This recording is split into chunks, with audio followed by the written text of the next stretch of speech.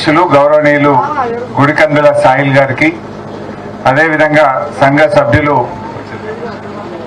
రాజలింగం గారు, మల్లయ్య గారు, మన కుల పెద్దలు గోనయ్య గారు, మాజీ ఉప సర్పంచ్ లావణ్య మల్లేశం గారు, మాజీ ఎంపీటీసీ జ్యోతి చంద్రం గారు, మాజీ సర్పంచ్ గౌరవనీయులు సుభాష్ గారు, మరి ఈరోజు ఈ విగ్రహాన్ని అందించి ఈ కార్యక్రమాన్ని విజయవంతం చేసిన మన పిఎస్సిఎస్ చైర్మన్ ముల్కల కనకరాజు గారు, అదేవిధంగా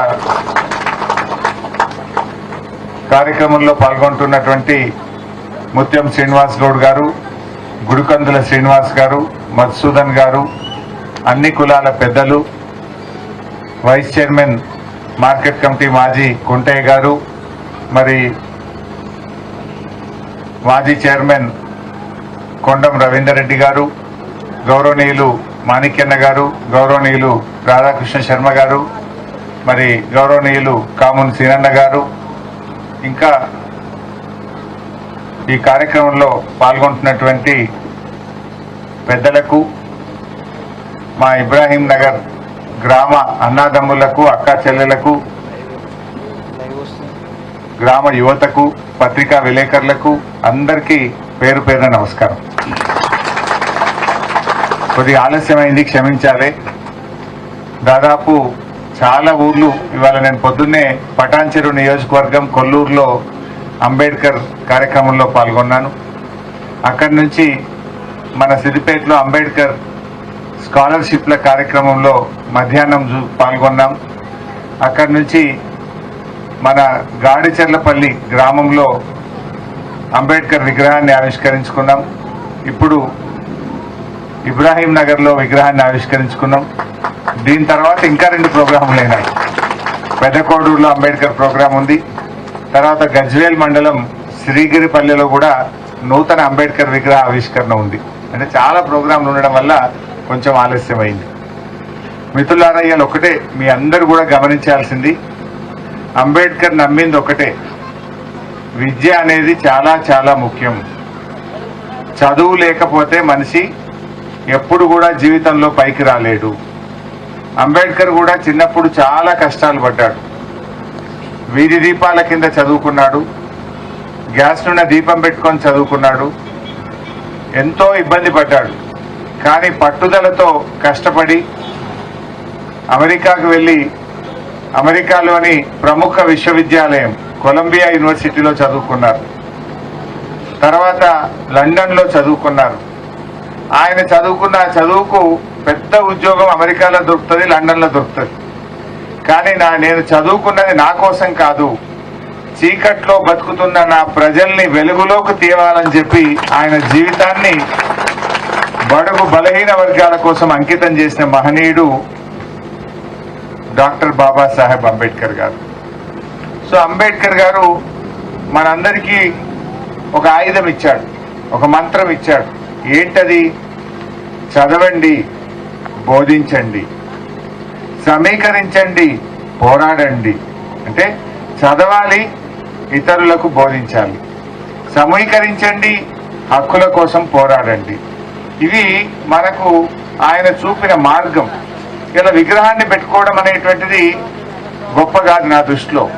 ఆయన ఆశయాలను అమలు చేయడం, ఆయన చూపిన బాటలో నడవడం అనేటువంటిది గొప్పది. అంబేద్కర్ ఏలు పెట్టి చూపిస్తా ఉన్నాడు. ఒక చేతిలో రాజ్యాంగం, ఇంకో ఏలు పెట్టి మనకు చూపిస్తా ఉన్నాడు. మనకు దారి చూపిస్తున్నాడు అంబేద్కర్ గారు. ఇలా అంబేద్కర్ గారు ఎంత గొప్పవాడంటే, అమెరికా లాంటి దేశంలో మరి ఎప్పుడో ఇండిపెండెంట్ కంట్రీ అది. అక్కడ చాలా ఏళ్ల వరకు మహిళలకు ఓటక్కే లేదు అమెరికాలో. కానీ భారతదేశం స్వాతంత్రం వచ్చిన తర్వాత డాక్టర్ అంబేద్కర్ గారు మహిళలకు పురుషులకు సమానమైనటువంటి భాగస్వామ్యం కల్పించాడు. కుల మత భేదం లేకుండా ఈ దేశ ప్రజలందరికీ సమాన హక్కులు కల్పించినటువంటి మహనీయుడు అంబేద్కర్ గారు. మీరు ఇంకో విషయం తెలుసుకోవాలి, అంబేద్కర్ అందరివాడు, కానీ తెలంగాణకు అత్యంత దగ్గరివాడు. ఎందుకు?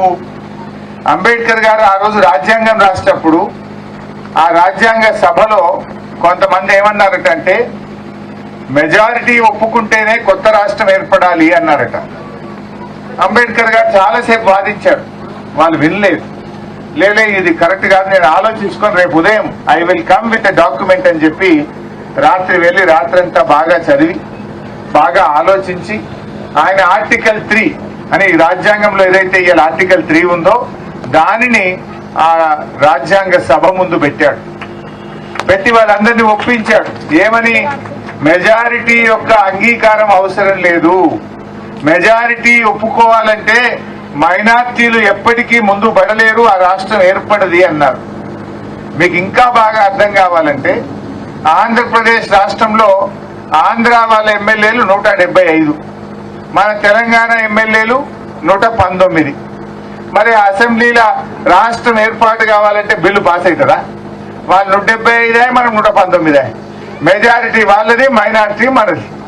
అంటే అంబేద్కర్ గారు ఆ రోజే రాజ్యాంగం రాసిన తొలినాళ్లలోనే ఆలోచించి అసెంబ్లీ ఒప్పుకోవాల్సిన అవసరం లేదు, మెజారిటీ అవసరం లేదు, ఈ దేశంలో పార్లమెంట్ లో బిల్లు పాస్ అయితే చాలు, రాష్ట్ర అసెంబ్లీ అనుమతి అవసరం లేదని ఆర్టికల్ 3లో ఆ రోజు అంబేద్కర్ గారు పెట్టడం వల్లనే ఇవాళ మనకు తెలంగాణ రాష్ట్రం వచ్చింది. తెలంగాణ వచ్చిందంటే అంబేద్కర్ దయ వల్ల, అంబేద్కర్ ముందు చూపు వల్ల ఇవాళ మనకు తెలంగాణ ఏర్పడ్డది.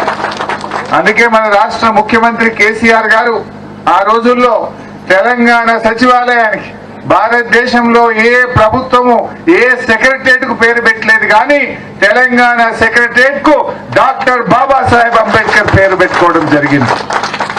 అదేవిధంగా ఆ సెక్రటరియట్ పక్కనే నిత్యం ఆ సెక్రటరియట్ లో కూర్చొని పాలించే పాలకులకు కిటికీలో నుంచి చూస్తే అంబేద్కర్ కనబడాలి, బయటకు చూస్తే అంబేద్కర్ కనబడాలని ప్రపంచంలో అతిపెద్ద విగ్రహం 125 అడుగుల కాంస్య విగ్రహాన్ని కూడా కేసీఆర్ గారు హైదరాబాద్ లో పెట్టారు.